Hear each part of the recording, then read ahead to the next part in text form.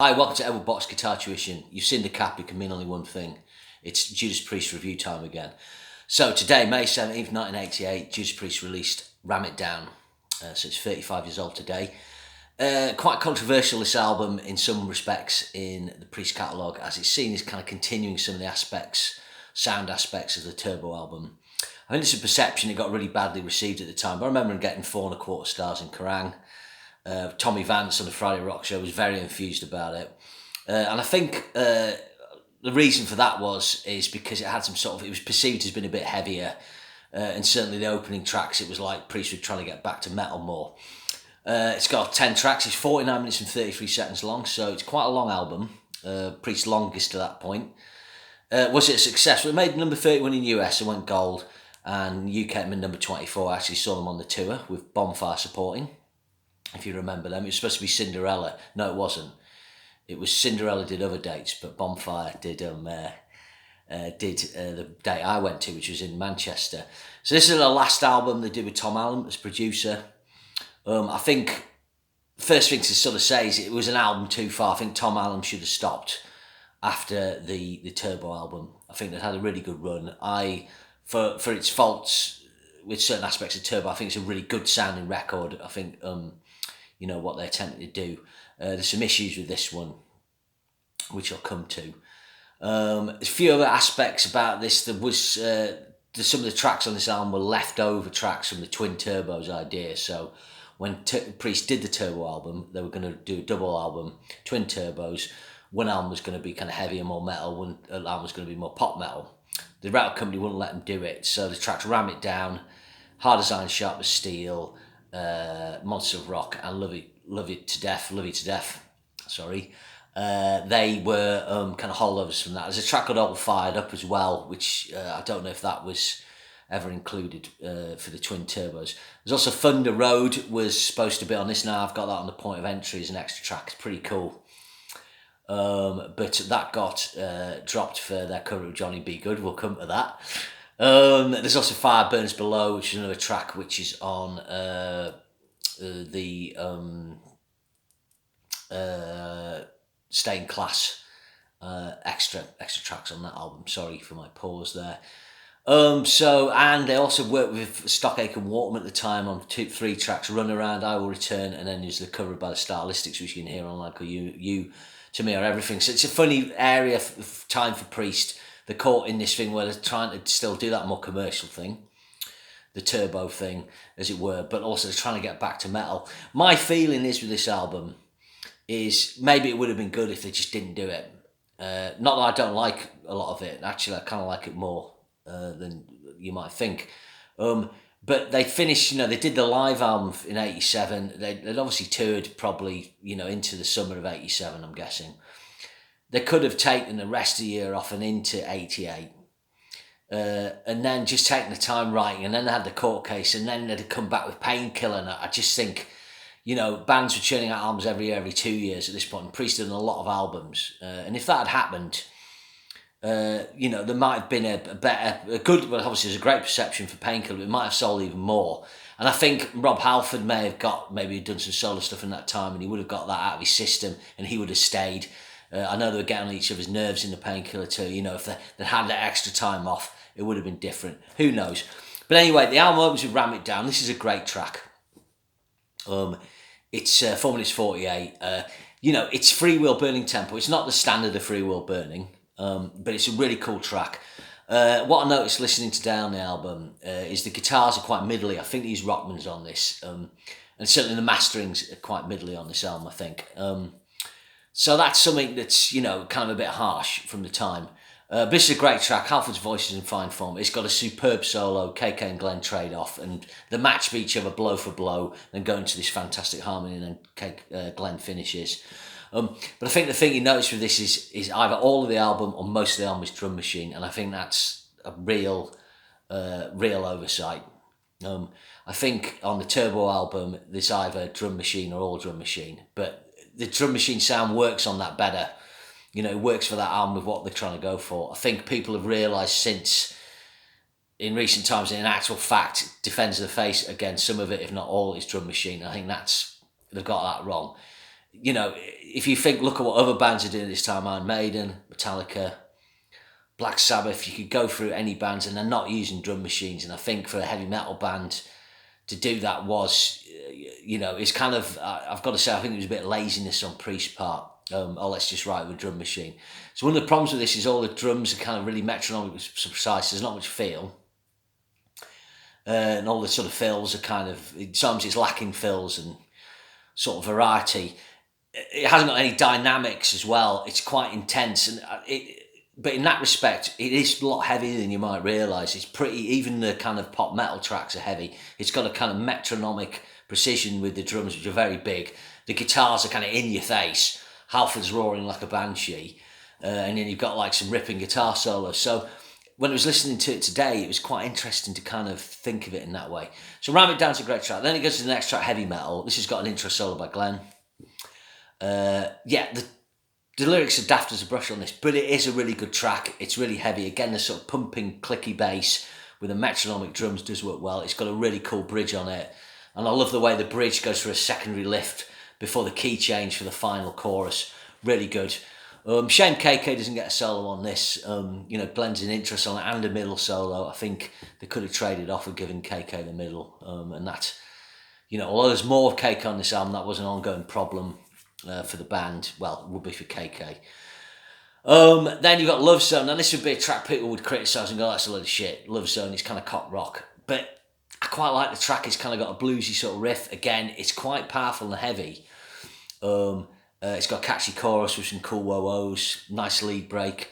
It's kind of got a kind of same feel as Evil Fantasies, really.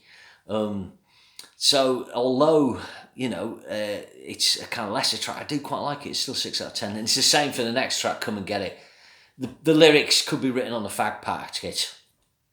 And it's, if you want it, come and get it. I mean, it's been done a lot of times. But it's got a ripping, incredible vocal by Halford, this track. And when he says metal is forever, that's got to be one of the greatest Halford bits ever. A really catchy chorus.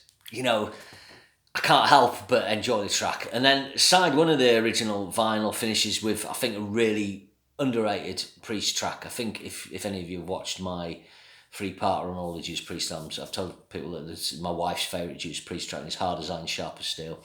So again, the sort of powerful metronomic drums, the drum machine kind of works on this. It's really intense.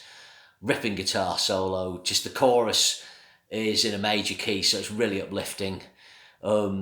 So, it's good. I can see why people, it's not the album Priest needed to make, but it's got good songwriting and there's aspects of the production which kind of work.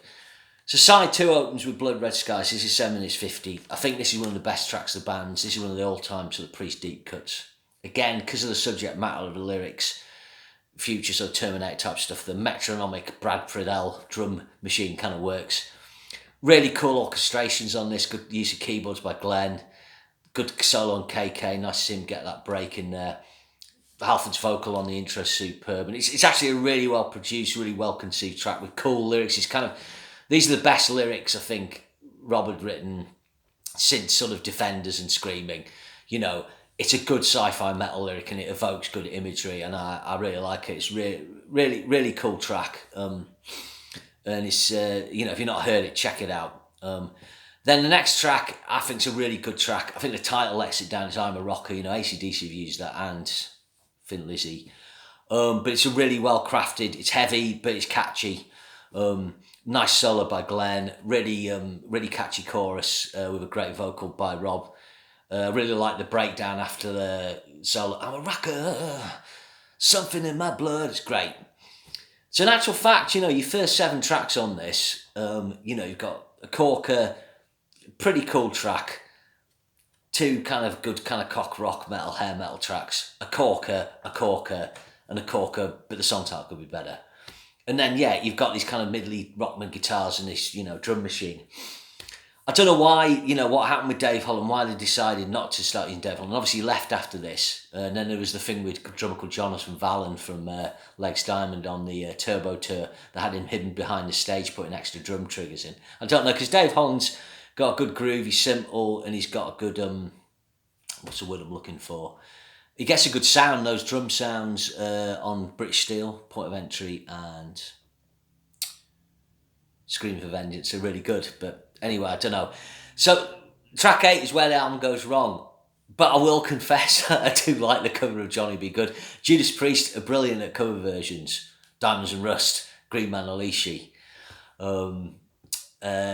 And, you know, what they actually do with this, the arrangement, is really good with the guitars.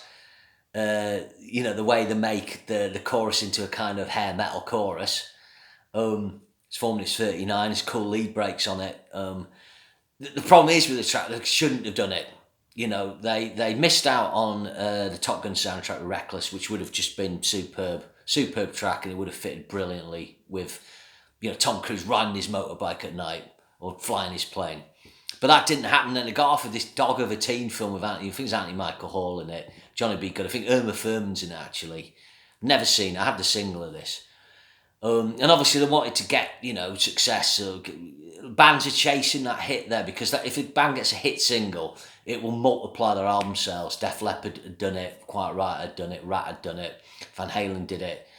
And, you know, people were chasing that. But this wasn't the way to do it. But on its own merits, if you're going to do a cover of Johnny Be Good in a hair metal style, I actually think it's good. And that's controversial. Then you got Love You to Death. Sorry, I had to check the title there. Again, this is kind of cheesy, kind of sexual, but obviously it's got homoeroticism overtones. There's a bit where I can't remember Rob's lyrics, but it's pretty cool. Like you know, you can sort of read into the lyrics in a different way. Actually, yeah, it's okay. It's a kind of sleazy rocker, and KK does a really cool solo. So I quite like the track. And then they finish with Monster of Rock. This is one of the few Judas Priest songs I can't really get into. There's Metalizer, there's this. Heavy Duty similar, isn't it? New Beginnings off Nostradamus. There's a few. And this starts off where the drum machine's going really slow and the snare, the reverb's so big on the snare, it's hilarious. And the guitars come, which are really huge actually. But it's all about, like, you know, how the metals come out of the Black Country, but it's just the title's a bit lame. And it's just a bit of a plodder. I mean, the album doesn't need this track. It's 49 minutes. You know, they took this track off, or why didn't they put Thunder Road on instead? Or, you know, that's a cool track. I don't know. In actual fact, there was a song as well called My Design. It's a lost track. I think they recorded that, demoed it, and then Halford left and maybe had the demo, and in something happened and it kind of disappeared in transit or something. So I don't know. So, like, yeah, Monster Rock. But, you know, I think this album, marking the tracks out of 10, I'd give it, it's kind of like a 7.5, but I think you'd knock half a mark off because of the production issues and various things. But I do think it's a 7 out of 10. The kind of heaviness, the metalness of it is better than Turbo, but it's just Turbo accomplishes what it wants to set out to do, I think, which is make a hair metal album. This is kind of one part hair metal album, but Priest trying to get back to the heavier metal tropes, and they do that on Ram It Down and Hard Design and Blood Red Skies with his keyboards. Now you can imagine those tracks going on Painkiller. Imagine that with those with Chris Sangarides production. I'm a Rocker even is more of a side turf Painkiller track. So it's a bridging album. It was probably, you know, like I said, I'm not sure Priest needed to put an album out at this point, but they did. They carried on. I like it as Judas Priest. Yeah, it's 35 years old today. And I remember it coming out and buying it. So there we go. So thanks for checking that out. We'll see you again.